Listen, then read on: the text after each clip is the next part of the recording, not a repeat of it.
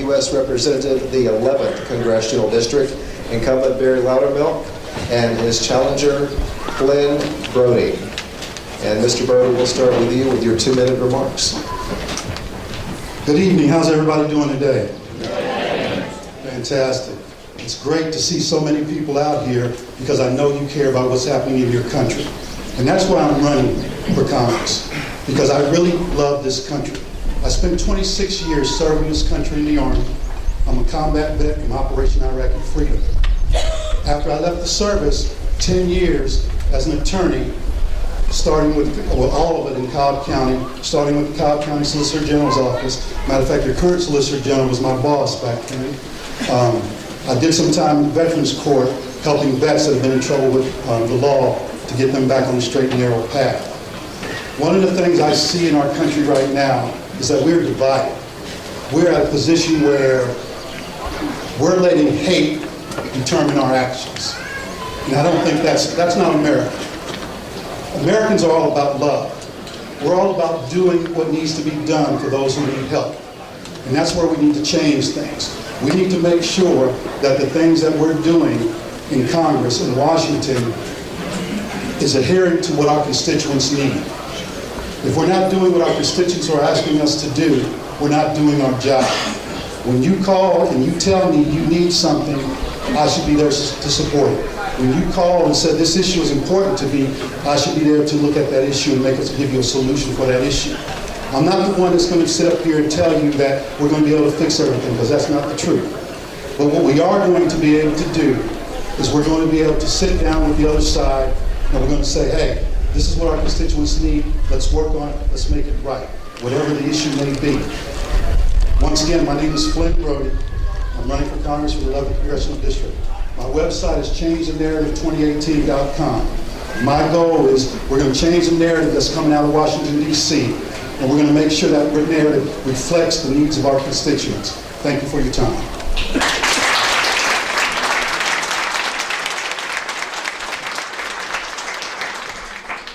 First of all, I want to thank Don and Pam and Michael and everybody who put this on. This is incredible. We've done this for many years now, and it's so important. As I was coming in, a gentleman came up to me, his name is Michael.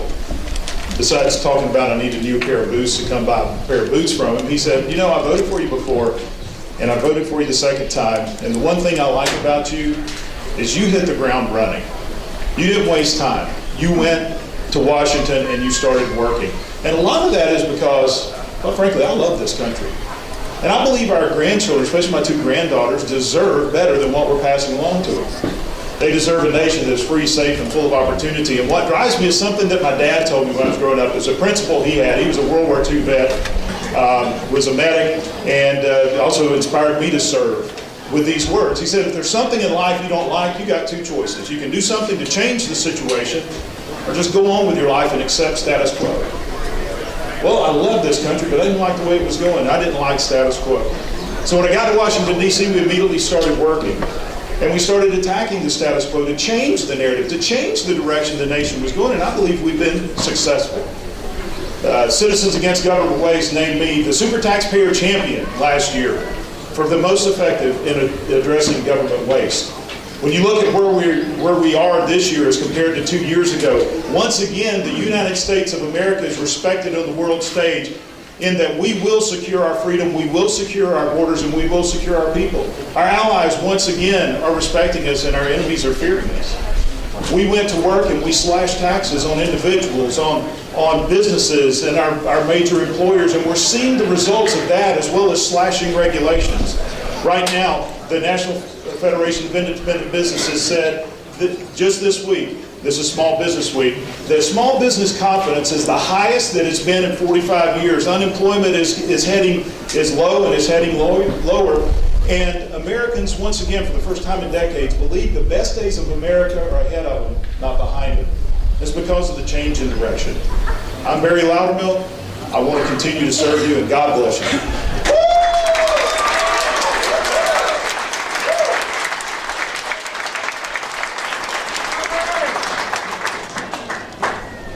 Gentlemen, thank you. As part of our format tonight, each question that I ask, it may be directed to a specific candidate, but we would like for both candidates to have the opportunity to answer those questions. First of all, from our audience, I think we're going to continue the alphabetical for the moment. So, Mr. Broady, this will go to you first. Major oil companies have recently confirmed in federal court that the burning of fossil fuels is the primary cause of climate change. Now that the EPA regulations have been greatly reduced, what will you do to curb carbon emissions released by these burning fossil fuels? I think you said it quite frankly that the EPA has started rolling back regulations. And the reason they're rolling back regulations is because they're trying to make it easier for big businesses to make money. Once again, they're not looking at us, the normal people, who need those regulations in place. So that way our water stays clean, our air stays clean, we have green spaces all over the country. These things need to be done in order to keep this earth ready for our next generations coming forward. What I would do in Congress is we need to look at how the EPA can roll back regulations. We need to look at when those regulations are rolled back, the only reason they can be rolled back is because studies have been done that are going to show that they're not needed. The only reason these regulations were put in place is because they were needed. We were getting so bad that people were dumping trash in our waterways, people were dumping trash in our vacant lots.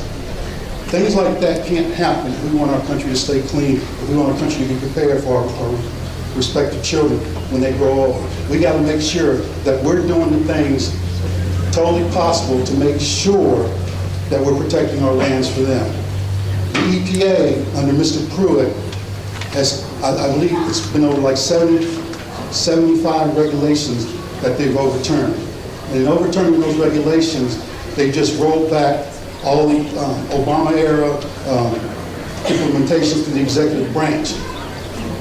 The executive branch has a lot of power, but we have to control it and make sure that if you're going to roll back regulations, studies have been done, it's been proven that this regulation is not needed. Otherwise, it needs to stay in place unless Congress tells you it can be taken away. If we don't do that, everything's going to get rolled back, not because it wasn't effective, because somebody didn't like who put it in place.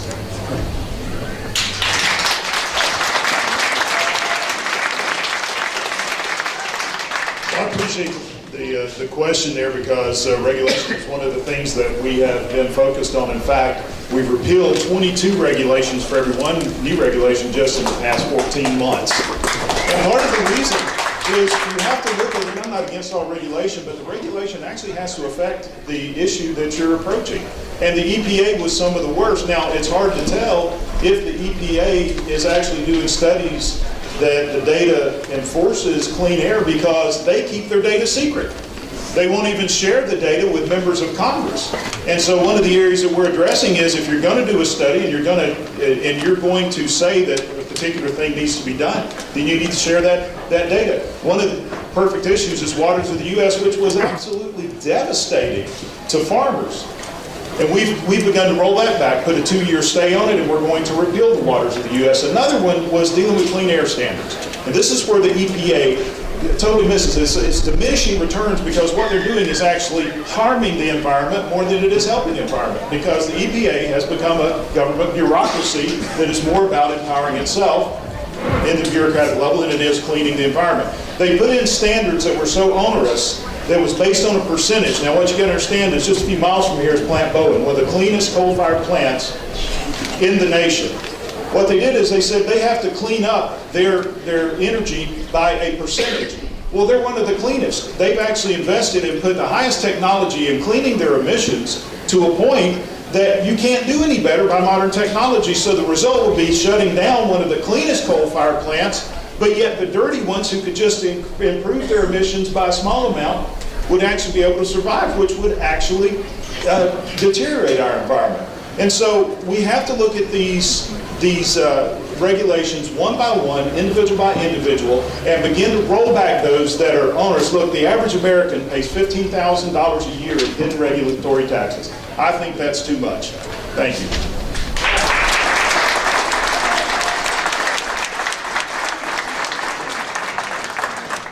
And our next question, Mr. Broady. This could be answered yes or no. I have a feeling you probably will expound on the answer.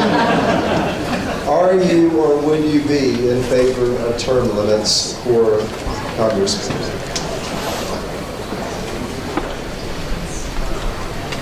When it comes to term limits, the term limit is you.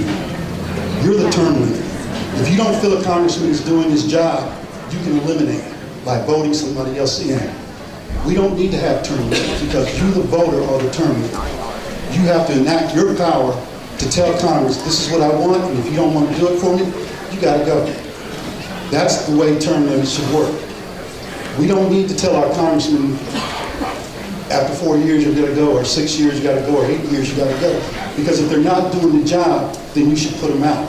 But if they are doing the job, then we want them to stay there. But the key thing, are they doing the job? Are we watching their voting record? Are we looking at making sure that everything they do involves something that's going to help their constituents? If it's not going to help their constituents, then why are they doing it? That's what's critical. We have to be able to listen to you to know that this is what you want. And if we give you what you want, protect your jobs, protect your livelihoods, then you should keep us in power. You should keep us in Congress. But if we're not doing what you're asking us to do, you are the one that can make the stamp. Boom, you gotta go. Plain and simple. There's no ifs, ands, or buts about it. You're the ones who make that decision. Today, you're showing me that you really want to make that decision. Be informed about what's happening in your world, and I appreciate that. Thank you.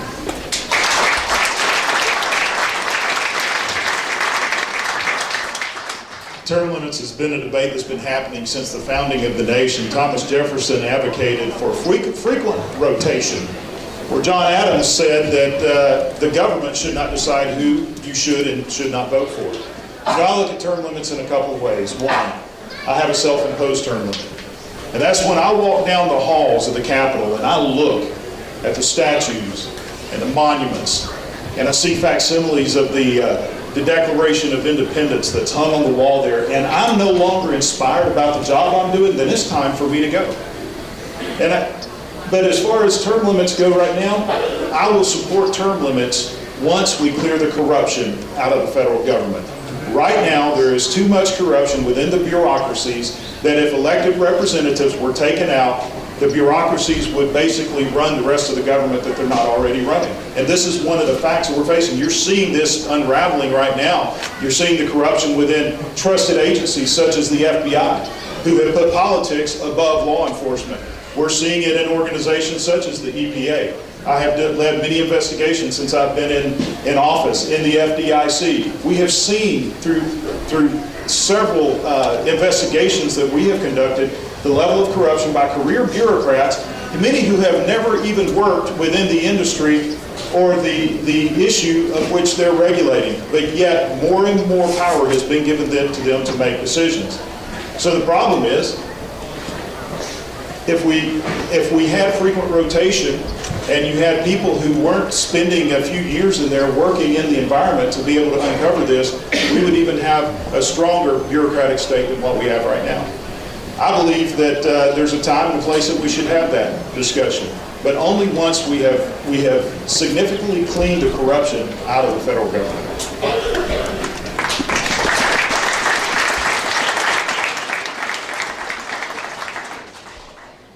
Our next audience question has to deal with the recent tax cuts that have been enacted, and the question is your opinion of the effectiveness of those recent tax cuts.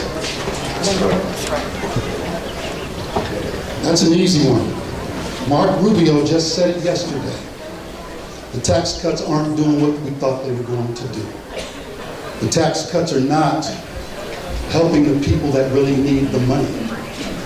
The tax cuts have gone to the wealthy corporations, emboldening them with an opportunity to do something good, but instead they're buying back shares.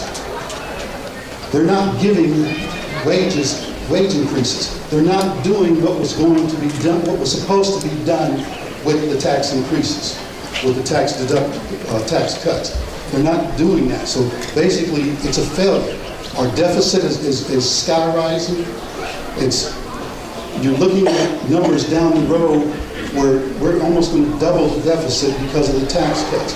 And whether you know it or not, the tax cuts expire in a couple of years. They don't expire for the corporations, but they expire for the individuals. So one of the things we have to look at is, what really did they try to do with these tax cuts? Because Reaganomics doesn't work. I love President Reagan, but Reaganomics does not work. You cannot give a rich man more money and expect him to bring it down to the poor people. That's not the way it works. What we have to do is we have to increase the wages of the lower workers. Because if we increase their wages, what are they going to do with the money? They're going to spend it. And if they spend it, it boosts the economy, which helps all of us. It helps the small people, it helps the corporations, because they're going to be making more money because they're committing more sales. That's the way we need to look at that. We need to look at if we wanted to do tax cuts in the way that it was done by the Republican, we should have had those tax cuts related to incentives that they would do with the workforce. Full medical benefits for your workers. Full living wages for your workers. Oh, sorry. But we need to make sure that we look at that and make sure we're effective on it. Thank you.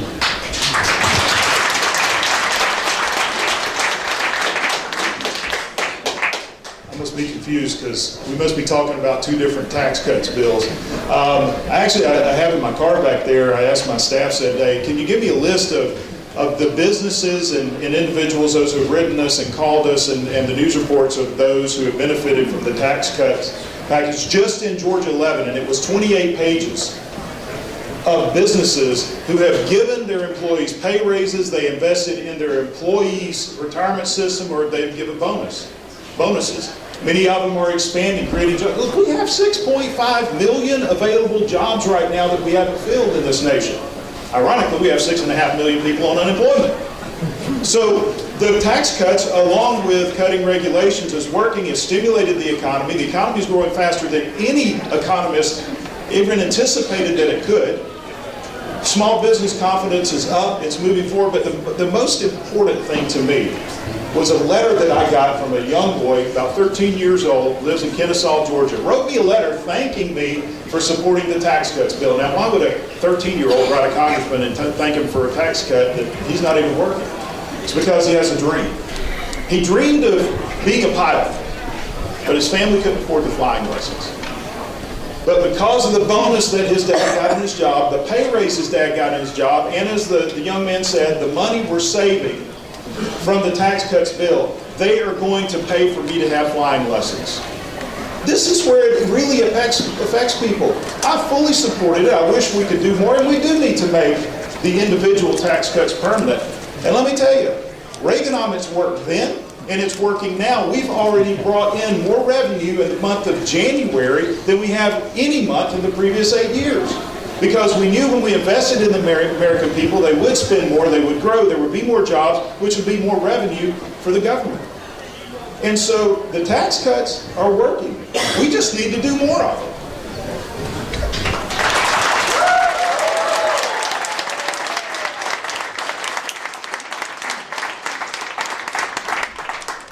The key thing here is you need to educate yourself.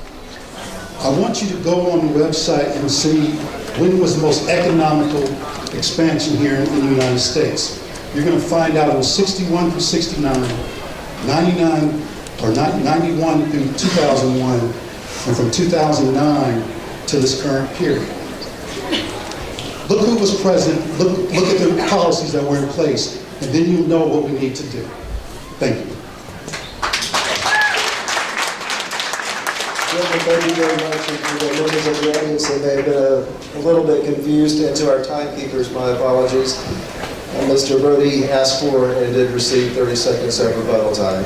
So, gentlemen, your final question from our audience tonight.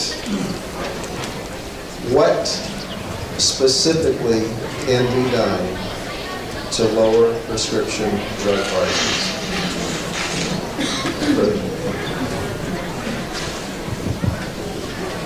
If we're going to lower prescription drug prices, we've got to enable Medicare and Medicaid to be able to negotiate with the pharmaceutical makers to bring down prices.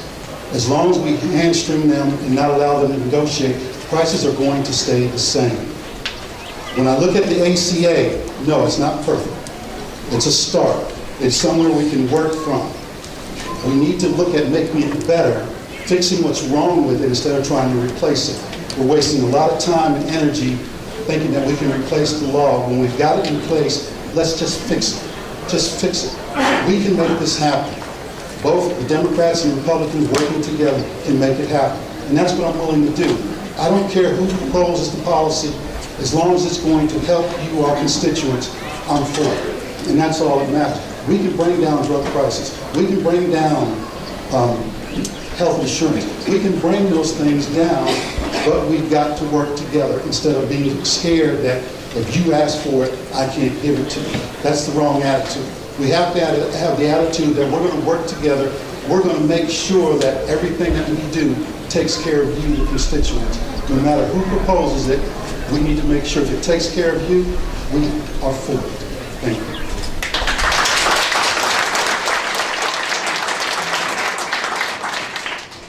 Mr. Broady mentioned the ACA Affordable Care Act, otherwise known as Obamacare. I think we need to get rid of it. I think we need to get rid of all of it. When you look at the recent polling, this is the first time in 40 years that taxes haven't been the #1 issue for small, medium-sized businesses. Right now it's healthcare costs, and we're about to see another increase in October. Now make no mistake, the high cost that we're facing right now is directly because of the federal government intervention into your back pocket, into your healthcare policy. When the federal government gets involved, it always raises regulation, it always raises the cost. What we need to lower prescription drugs, the same thing we need to do to lower the cost of healthcare, is to bring in competition once again. Right now, the government tells you what type of healthcare policy you can have, or what you can buy, and even that you have to buy it. This is part of what the problem is, raising it. We need to reduce the regulation and streamline the process of bringing new drugs from conception to the market, because right now there is so much regulation, it has not caught up with technology. Technology's improved to the point where we can create new drugs, test them, and get them to market at a much more compressed timeline. But the companies are having to pay exorbitant costs for research and development just to get these drugs to market. We need to start by introducing more competition, allowing buying drugs from multiple sources, as he mentioned, but mostly we need to reduce the regulatory impact that is, and I'm not talking about just getting all regulations, but the decades-old regulations that are no longer applicable in the market today. That's the best thing that we can do.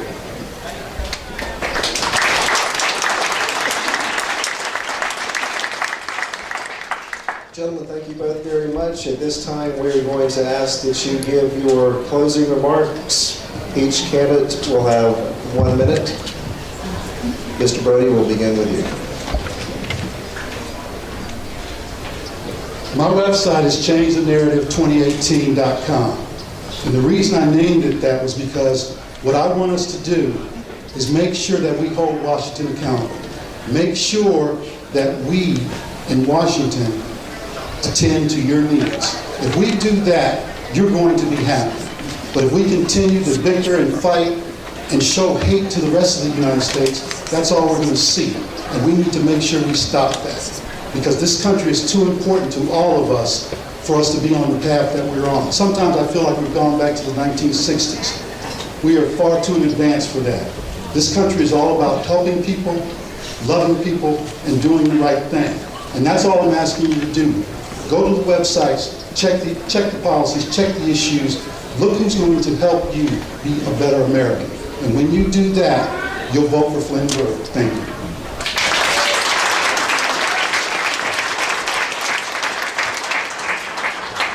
Again, I want to thank Farm Bureau and all that were involved in Cagles for putting on this forum. This is the first of many that we're going to have between now and the general election, and it's extremely important not only we have these, but you be involved. Because knowing the issues, knowing the candidates and what they stand for is very important. I believe everybody has a voice in this nation. I'm the conservative voice. I'm the voice that believes that empowering you, not empowering government, is the most important thing. That you can make the better decisions for your life and your family and your family's future. But I also believe that the far left has their voice, and they have different ideas. But when it comes down to this election, the choice is going to be yours. You want to go back to the policies that brought us Obamacare, that brought us high unemployment, that brought us to really what we've seen in this nation, to the divide that we've had in this nation over the past several years. I've always been a unifier. I've always been one that believes when we're unified in one voice, we can accomplish anything. And that's going to be the decision you have to make. Very Loudermilk, and I would love to continue to serve you in Congress. Thank you, gentlemen.